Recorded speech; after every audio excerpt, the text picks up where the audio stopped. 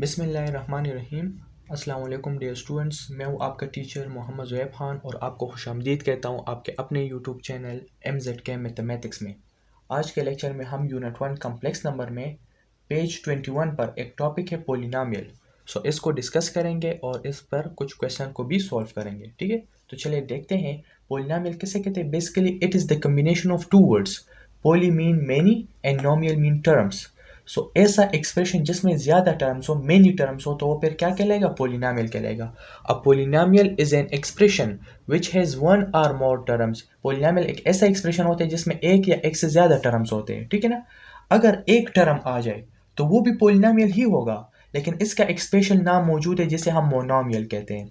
Mono mean one. ठीक है, one term अगर मौजूद हो तो इसको मोनोमियल करेंगे। फॉर एग्जांपल मेरे साथ 4x आ जाए तो देख ले 4x में सिर्फ एक ही टर्म है, देख ले 4x एक टर्म है, तो इस वजह से ये हमारे पास मोनोमियल कहलाएगा।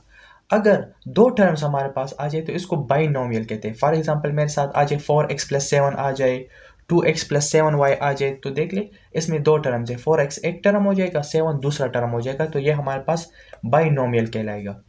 अगर तीन टर्म्स आ जाए तो वो फिर ट्राइनोमियल बन जाते हैं। Try mean three. देख ले for example 3x + y + z, तो 3x एक टर्म हो जाएगा, y दूसरा टर्म है, z तीसरा टर्म है, तो ये फिर ट्राइनोमियल बन जाएगा। ठीक है, हालांकि इसको भी आप पोलिनोमियल ही कह सकते हैं, लेकिन ये पोलिनोमियल का एक स्पेशल केस है जिसके अपने नाम मौजूद है। ठीक है ना। पोलिनोमियल क्या होते हैं? Polynomial is an expression which has one और मोर टर्म्स। पोलिनोमियल एक ऐसा एक्सप्रेशन होता है जिसमें एक या एक से ज्यादा टर्म्स मौजूद होते हैं। अगर तीन से ज्यादा टर्म मौजूद है तो वो तो पोलिनोमियल होगा। अगर एक टर्म मौजूद है तो वो भी पोलिनोमियल ही होते हैं, लेकिन इसके अपने नाम है, मोनोमियल है। दो टर्म्स हो बाइनोमियल, तीन टर्म आ जाए तो ट्राइनोमियल, अगर चार टर्म आ जाए तो फिर वो पोलिनोमियल बन जाएगा। ठीक है, जनरल फॉर्म ऑफ पोलिनोमियल क्या होते हैं? p ऑफ x बराबर होगा an x power n plus an minus one x power n minus one plus up to so on, last में आएगा a1x प्लस a नॉट आएगा। ठीक है ना, where an not equal to 0 हो जाएगा। तो ये पोलिनोमियल का एक जनरल फॉर्म है। अच्छा, यहाँ पर अगर आप देख लेना, ये जो x के ऊपर पावर होगा ये नॉन नेगेटिव हमेशा होगा। ठीक है ना, पोलिनोमियल के ऊपर ये जो वेरिएबल के ऊपर पावर होता है वो हमेशा नॉन नेगेटिव होगा। तो इन्होंने लिखा भी है कि n is a positive integer और जीरो। n की जो वैल्यू होगी या तो ये पॉजिटिव होगी या जीरो होगी, यानी नेगेटिव नहीं हो सकती। ठीक है, and the coefficients an minus one, a1 हो गया और a नॉट। ठीक है, ये तमाम कांस्टेंट कहलाते हैं। देख लीजिए वेरिएबल के साथ जो कोएफिशिएंट्स है, an माइनस वन हो गया, a1 हो गया, a नॉट हो गया, ये क्या है? ये हमारे पास कांस्टेंट्स है, और ये कांस्टेंट जो है ये रियल नंबर भी हो सकते हैं और ये कम्प्लेक्स नंबर भी हो सकते हैं। इन्होंने कहा है कि the coefficients are constant which are either real number or complex number. तो ये रियल भी हो सकते हैं और ये कम्प्लेक्स नंबर भी हो सकते हैं। ठीक है, ये पोलिनोमियल की थोड़ी बहुत इंट्रोडक्शन थी। पोलिनोमियल एक ऐसा एक्सप्रेशन होता है जिसमें एक या एक से ज़्यादा टर्म्स होते हैं। ये इसका जनरल फॉर्म हो जाएगा। पोलिनोमियल में जो ये पावर होगा वेरिएबल के ऊपर वो हमेशा नॉन नेगेटिव होगा, या तो जीरो होगा या जीरो से ग्रेटर वैल्यू होगी, पॉजिटिव इंटीजर होगा। ठीक है, अब आते हैं मजीद थोड़ा इस पे काम करते हैं। अच्छा जी, इसके बाद कह रहे हैं कि we finding the linear factors of the following two types of polynomial. चूंकि हम जो है ये एक्सरसाइज 1.3 से पहले थोड़ा इंट्रोडक्शन पढ़ रहे हैं, उस एक्सरसाइज में जो है ना बेसिकली आपको पोलिनोमियल गिवन होगा और आपसे कहा जाएगा कि factorize this polynomial into linear factor. ठीक है ना, तो दो किस्म के पोलिनोमियल आपको एक्सरसाइज में गिवन होंगे। एक इस टाइप के होंगे कि p ऑफ z बराबर होगा z² प्लस a स्क्वायर के, where a is real number. दूसरा किस्म जो पोलिनोमियल होगा वो इस टाइप का होगा, देख ले az³ plus bz² plus cz plus d, where a b c and d are real numbers होंगे।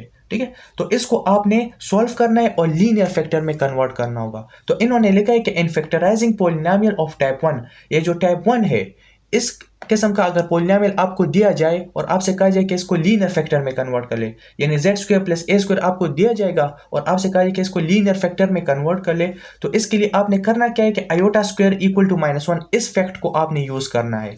तो इसका इस्तेमाल करते हुए आप बआसानी जो है इस पोलिनोमियल को लीनियर फैक्टर में कन्वर्ट कर सकते हैं। फॉर एग्जाम्पल आपके पास एक पोलिनोमियल गिवन है z² प्लस a²।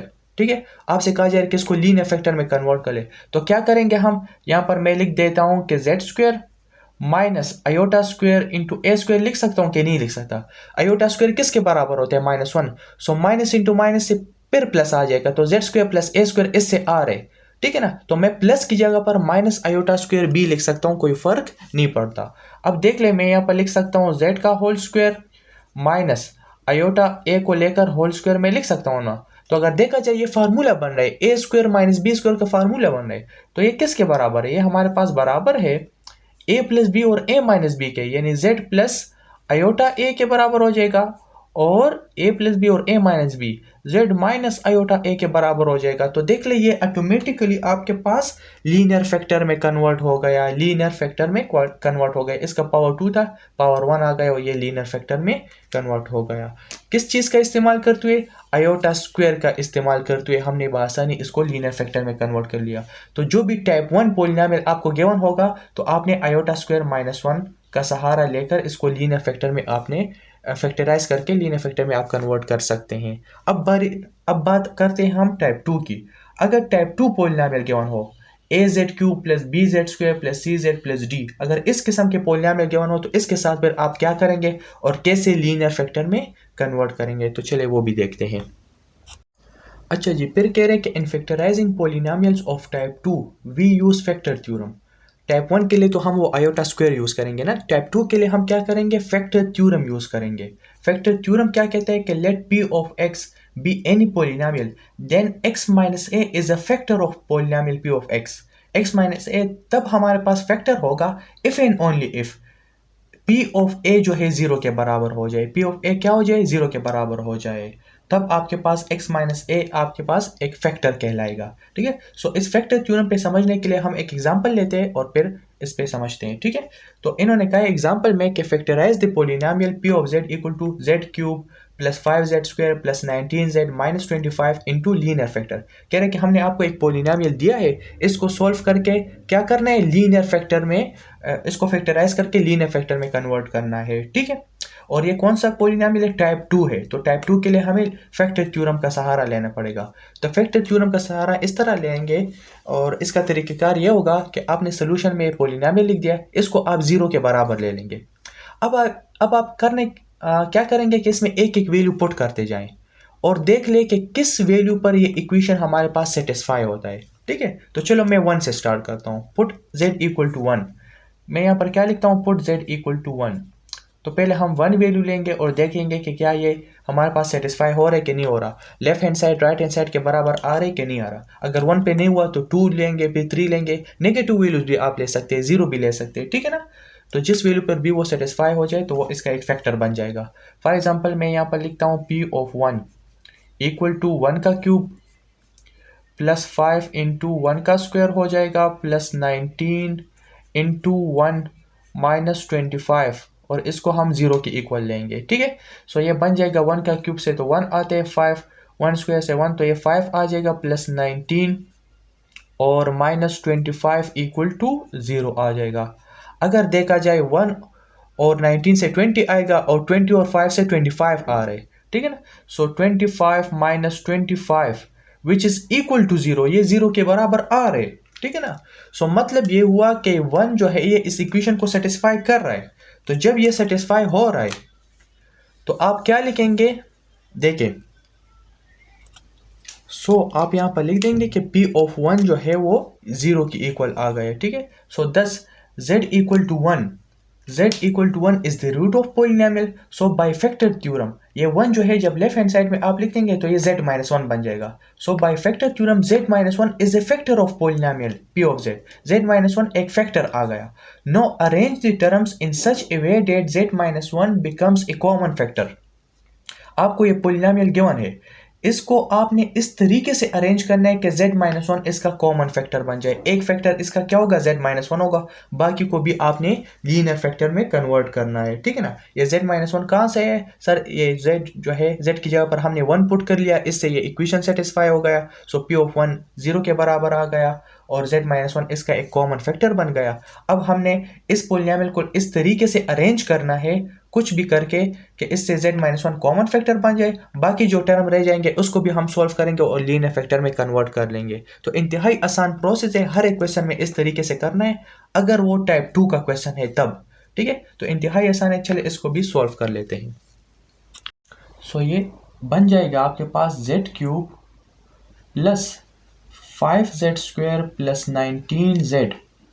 अच्छा, -25 को मैं लिख सकता हूँ ना -1 और -24। देखिए एक ही बात है, -1 और -24 से वापस -25 आ रहे। इसको थोड़ा अरेंज फॉर्म में लिख देते हैं। ये z³ है, -1 भी इसके साथ हम लिख देते हैं ब्रैकेट में, प्लस क्या रह जाएगा 5z² प्लस 19z और -24 रह जाएगा। तो इसको भी हम ब्रैकेट में लिख देते हैं, थोड़ा अरेंज फॉर्म में लिखे। अगर देखा जाए ये फार्मूला बन रहा है a³ माइनस b³। z के ऊपर भी क्यूब है और 1 के ऊपर भी हम क्यूब तो लिख सकते हैं ना, कोई फर्क तो नहीं पड़ता। 1³ से फिर 1 आ रहे, तो ये फार्मूला बन रहा है a³ माइनस b³ किसके बराबर होता है, a minus b a² plus ab plus b² के बराबर होता है। तो हम इसकी जगह पर फार्मूला यानी इसको हम ओपन कर सकते हैं। a³ माइनस b³ बराबर है a माइनस b यानी z minus 1 into a² z² plus ab यानी z हो जाएगा और प्लस b²। ठीक है ना। बाकी ये टर्म्स अपनी जगह पर आ जाएंगे। 5z² प्लस 19z माइनस 24 अपनी प्लेस पे आ गए। ठीक है, तो अगर देखा जाए, देख ले z-1 इससे कॉमन फैक्टर आ गया, तो आगे आपने इसको नीचे ना, ये बस फिर नीचे ही आता जाएगा, ये कॉमन फैक्टर बन गए। बाकी हमने इन तमाम वैल्यूज को बेसिकली हमने करना क्या है कि z² है ना, इसको भी z पावर 1 में कन्वर्ट करना है, यानी लीनियर फैक्टर बनाने। लीनियर का मतलब 1 होता है। ठीक है, तो हमारा मेन टारगेट ये होगा। तो चलिए मजीद इसको सॉल्व करते हैं। अच्छा जी, तो यहाँ पर मैंने लिख दिया z-1 into z² plus z plus 1 plus 5z²। अच्छा, इसको मैंने फैक्टराइज कर लिया थोड़ा। ठीक है ना, फैक्टराइजेशन के जरिए ये सॉल्व हो सकता है। देखिए 5z² minus 5z plus 24z minus 24, तो इससे अब हम कॉमन लेंगे, बाकी ये अपनी जगह पर आ जाएगा। z-1 into z² plus z plus 1। अगर देखा जाए यहाँ पर मैं 5 कॉमन ले सकता हूँ, बल्कि मैं 5z कॉमन ले सकता हूँ। तो ये आपके पास बन जाएगा z क्या आ जाएगा, z-1 यहाँ पर आ जाएगा। और इससे आप 24 कॉमन ले सकते हैं, तो इससे भी आपके पास z-1 आ जाएगा इस तरह। ठीक है, सो ये बन जाएगा z-1 into z² plus z plus 1। अच्छा, और ये क्या बन जाएगा, z-1 आप ले ले और 5z प्लस 24 आप ले ले। फैक्टराइजेशन के जरिए हमने सॉल्व कर लिया। ठीक है, अगर देखा जाए तो z-1 इधर भी है, z-1 इधर है, तो क्या मैं z-1 कॉमन नहीं ले सकता? तो बिल्कुल हम z-1 कॉमन ले सकते हैं। तो अगर मैं z-1 कॉमन लूँगा तो यहाँ पर आपके पास रह जाएगा z² क्या रह जाएगा, प्लस z प्लस 1 और प्लस यहाँ पर आपके पास रह जाएगा 5z प्लस 24 रह जाएगा, 5z प्लस 24। ठीक है, तो क्या इसमें कुछ एडिशन हो सकती है?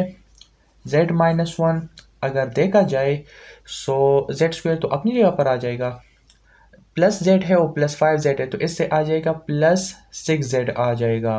ठीक है, प्लस 1 और प्लस 24 से क्या आ जाएगा, प्लस 25 आ जाएगा।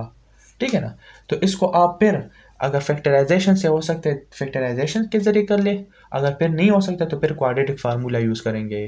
ठीक है, सो अगर आप यहाँ पर देख ले z-1 अपनी जगह पर और z² प्लस 6z प्लस, अच्छा मैं 25 की जगह पर अगर आप देखा जाए तो मैं 9 प्लस क्या लिख सकता हूँ, 9 प्लस 16 भी लिख सकता हूँ। ठीक है, क्योंकि 9 प्लस 16 से वापस 25 आ रहे।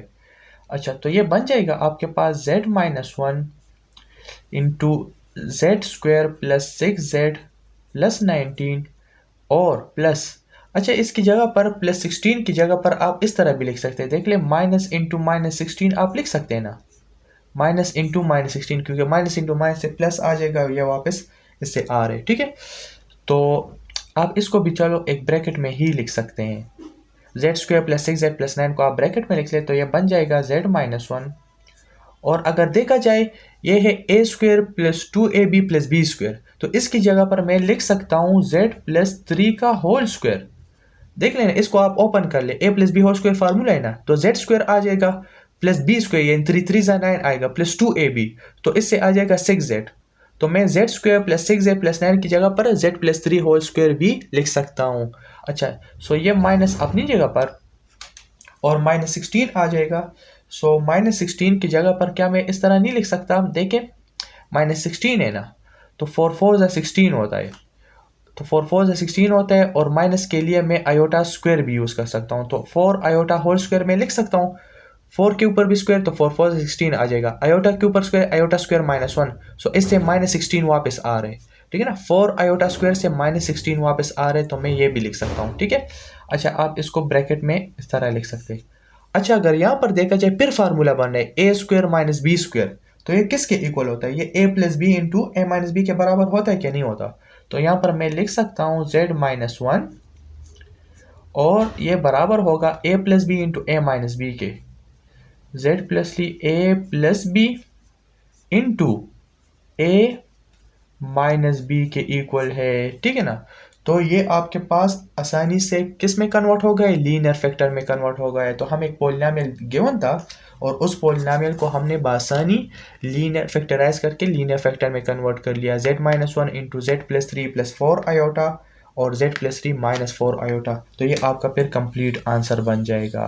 तो इस तरीके से आपने क्वेश्चन को सॉल्व करने जो एक्सरसाइज में गिवन होंगे। तो टाइप 1 के क्वेश्चन तो बहुत ही आसान है और टाइप 2 के क्वेश्चन जो है ना वो आपने फैक्टर थ्योरम के जरिए सॉल्व करेंगे। तो इंशाल्लाह नेक्स्ट लेक्चर में जो है हम एक्सरसाइज 1.3 को स्टार्ट करेंगे और इसमें मज़ीद इसी किस्म के क्वेश्चन को सॉल्व करेंगे, तो आपको इंशाल्लाह मज़ीद क्लियर हो जाएगा, ठीक है। इस लेक्चर में कोई भी मसला हो तो आप बिल्कुल कमेंट सेक्शन में पूछ सकते हैं।